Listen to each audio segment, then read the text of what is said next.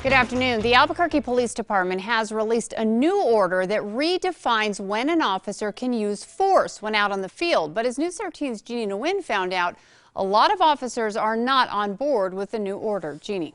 The president of the APD union says this order is just another way of, quote, handcuffing police officers in the city and preventing them from doing their job. He says this is the department's way of saying they care more about being in compliance with the DOJ agreement than fighting crime.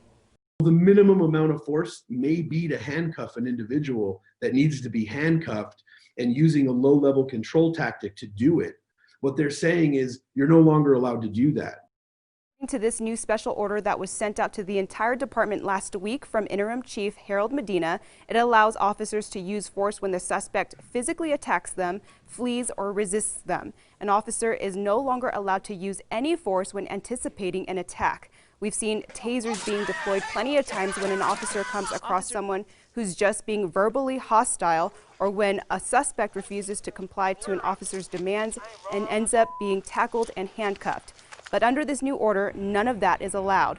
While the union has complained to the interim chief about this new order, an APD spokesperson says this is a way to clarify the term target glancing that many officers have been using to justify their uses of force. By using this term, target glancing, it seemed to be kind of a boilerplate language that they were putting in reports, and we were seeing a lot more of that in reports. So it wasn't clear if someone actually was about to flee or did flee.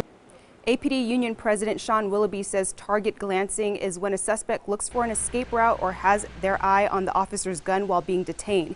He says all APD officers are trained on how to deal with someone who is target glancing when they are training in the academy.